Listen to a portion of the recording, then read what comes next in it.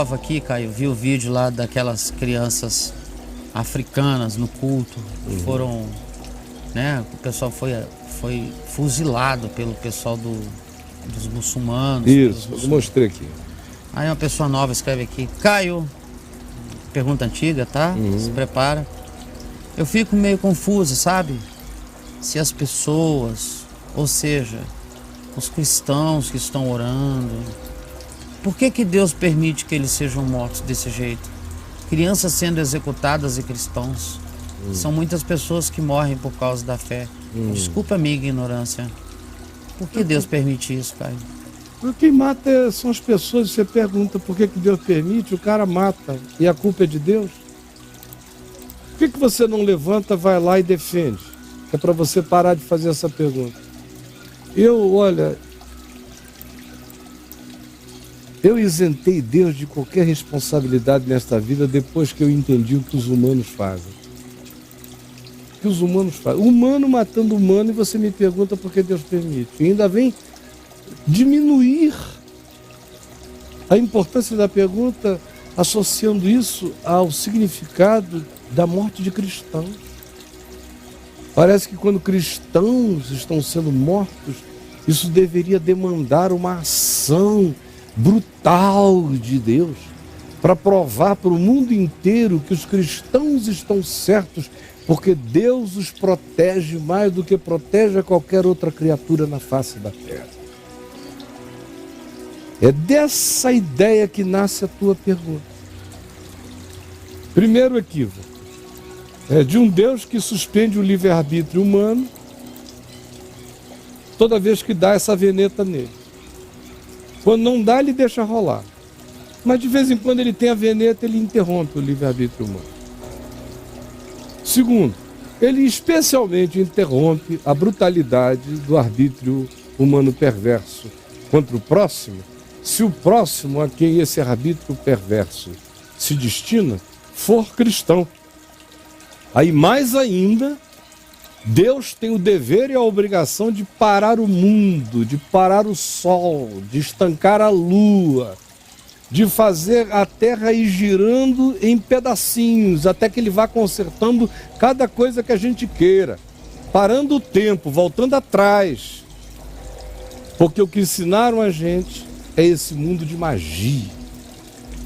E eu fico com uma pena, uma compaixão imensa de quem cresce e vai tentando existir, tendo esse deusinho, com esse papelzinho, essa crençazinha, essa compreensãozinha, que foi ensinado nesse pseudo-privilégiozinho, que se virar cristão vai ser a menininha protegidinha do olho de Deus, que muçulmano tem menos importância, que dor de criança árabe dói menos, dor de criança indiana dói menos, dor de criança budista dói menos, dor de criança africana animista dói menos, mas dor de cristão é a maior de todas as dores, e ofensa a cristão faz com que Deus se sinta na obrigação especial de esmagar o ofensor e vindicar justiça pública e validação suprema à figura do cristão na sociedade humana.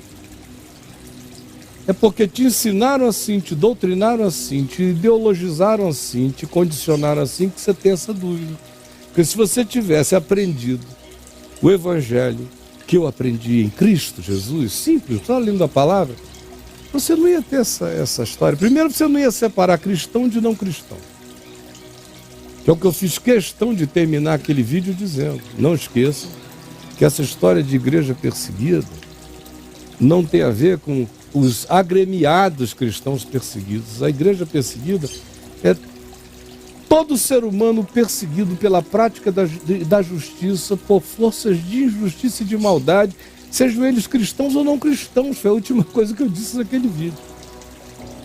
E eu já sabia, quando eu disse isso, que no mínimo uma questão como a sua seria suscitada, porque esse é um mito na cabeça dos crentes, de que em relação ao cristão, Deus tem a obrigação de tratar de maneira diferenciada.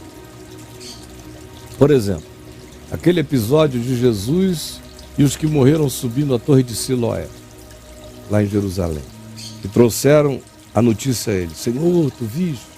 que aconteceu com esses 16, 18 que subiram aí a Torre de Siloé, como ela desabou lá de cima com eles morreram todos.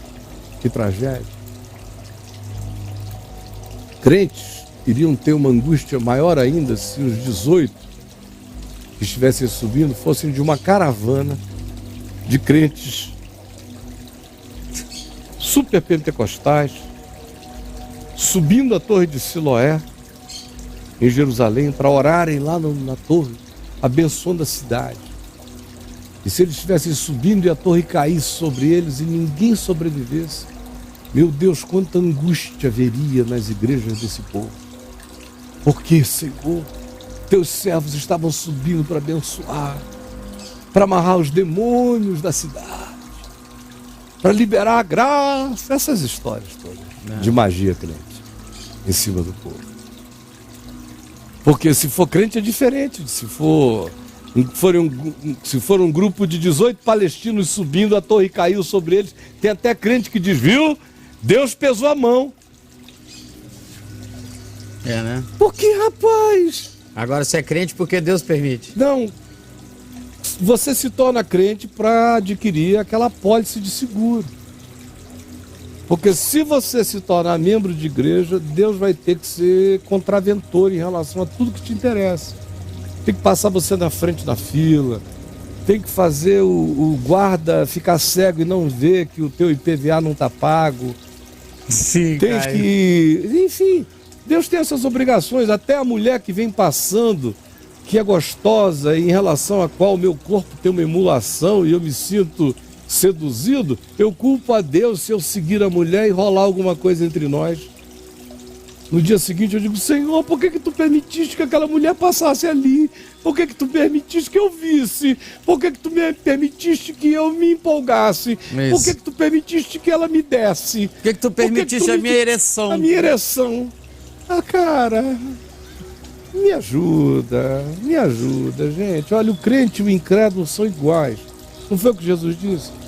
Ele é Pai de todos, faz vir chuvas sobre maus e sobre bons, sobre justos e injustos. Ao mesmo tempo, a Escritura dá testemunho de que o que acontece ao homem bom, acontece ao homem mau. E aí é que a gente vê quem é o homem bom. É quando a coisa ruim acontece ao homem bom.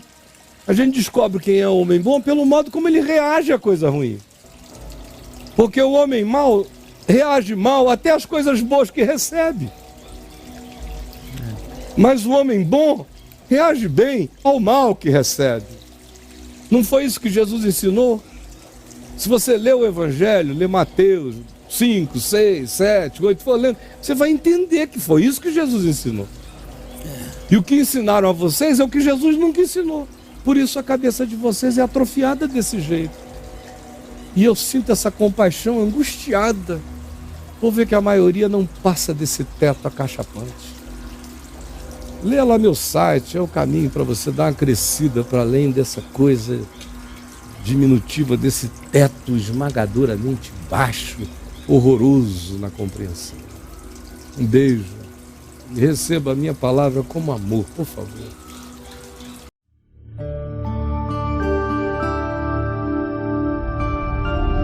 Vem me ver TV. O canal é você.